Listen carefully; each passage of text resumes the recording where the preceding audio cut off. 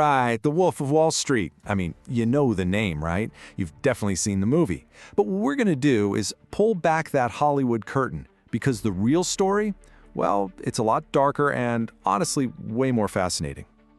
You can picture it, can't you? The parties, the super yachts, just total, unapologetic excess. It's basically the poster child for Wall Street greed and what that whole world looked like. But here's the twist. Everyone thinks the party was the reward for the crime. What if the party was the crime? Or at least a critical gear in the fraud machine? Now that is where the real story begins. So to really get what was going on, we have to deconstruct that myth. We have to look at the actual culture Jordan Belfort built from the ground up at his firm, Stratton Oakmont. See, this stuff wasn't just for fun. It wasn't a bonus for a job well done. No. This was a strategy, a calculated one.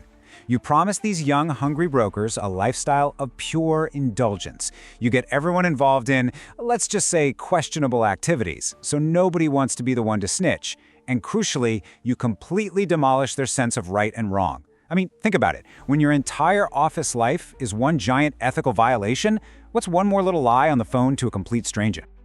So how did they pay for all this? Well, it was all powered by one thing: an incredibly efficient and incredibly vicious fraud machine. Let's pop the hood and see how this engine of excess actually ran. The magic ingredient, if you can call it that, was penny stocks. Now, we're not talking about buying shares of a company you've actually heard of, like Apple. Nope. These are super high-risk stocks from tiny, obscure companies. And the best part for a scammer? They trade on what's called the over-the-counter market, which is kind of like the Wild West of finance. It's unregulated, it's murky, and it was the perfect playground for what they had in mind. And this is how they built their signature scam, the classic pump and dump. It's so simple, it's brutal. Step 1. Belfort and his buddies secretly buy up a ton of shares in some worthless penny stock. We're talking huge positions for next to nothing. Step 2.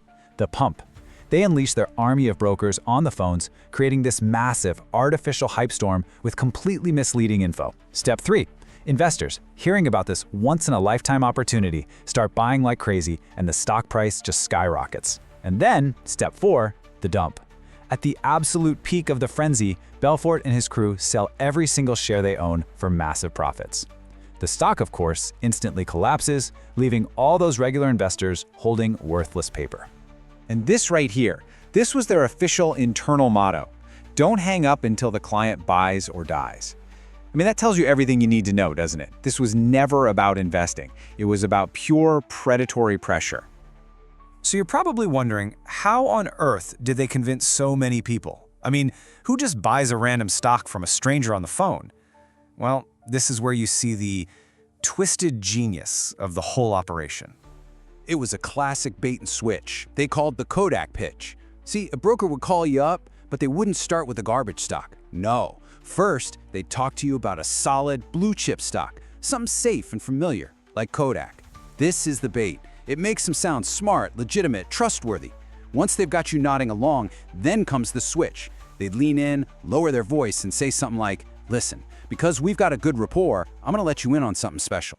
And just like that, they'd pivot to the penny stock. Your guard is down, you trust them, and bam, you're hooked.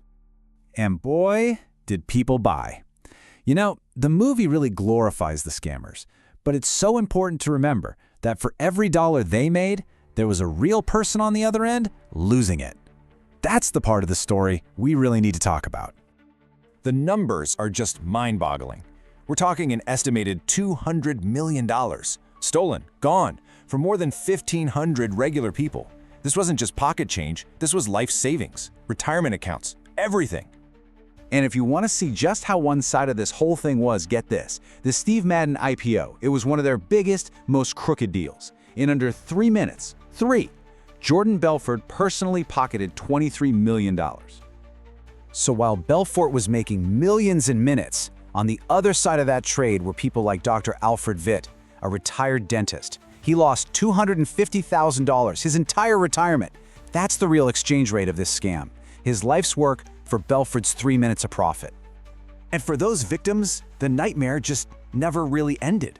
The court ordered Belfort to pay back over $100 million in restitution. But guess what? As of just a few years ago, he still owed almost all of it. This is while he's making a fortune from his book deals, the movie rights, his speaking career, all of which is based on the story of how he ruined their lives. The injustice is just staggering. Okay, hang on, because this is where the story gets truly bizarre. We've covered the fraud, the victims, the whole ugly mess. But what if I told you that Stratton Oakmont, this monument to criminal greed, is actually responsible for creating the legal framework that makes the entire modern internet possible? I know, it sounds absolutely nuts, but it's true. The line from this crooked brokerage to the way we live online today is direct, and it all kicked off because they got their feelings hurt. So here's what happened. Back in '94, some person on an early online service called Prodigy posted that Stratton Oakmont were a bunch of criminals, which, they were. Stratton sued Prodigy, and a judge made a ruling that sent shockwaves through the tech world. The judge said because Prodigy tried to moderate its platform, it was a publisher, just like a newspaper, and was legally responsible for what its users posted. Congress saw this and basically freaked out, realizing this one ruling could strangle the internet in its cradle. So they passed a law to fix it, a little thing called Section 230. It says, in short, that online platforms are not legally responsible for what their users post. Just let that sink in. A lawsuit, filed by a pack of criminals trying to shut someone up for telling the truth, directly led to the creation of the law that protects every social media giant today. Facebook, X, YouTube, none of them could exist without it. You can't make this stuff up. It is one of the biggest ironies in modern history. And that brings us right back to today. Stratton Oakmont is long gone, but the playbook, the scam that Belfort perfected, oh, that is very, very much alive and well. Just look at the parallels. The old-school boiler room filled with screaming brokers, that's now a private Discord or Telegram chat. The cold call on the telephone, that's now a hype post on X or a YouTube video. And the shady penny stocks, they've just been replaced with crypto tokens and meme stocks. The technology is new, but the pump and dump scheme is exactly the same. And the new wolves? They're not some anonymous voice on the phone. They're Fin influencers with millions of followers. And they are playing on the exact same emotions that Belfort did. Pure, simple greed. And that killer instinct we all have. The fear of missing out. FOMO.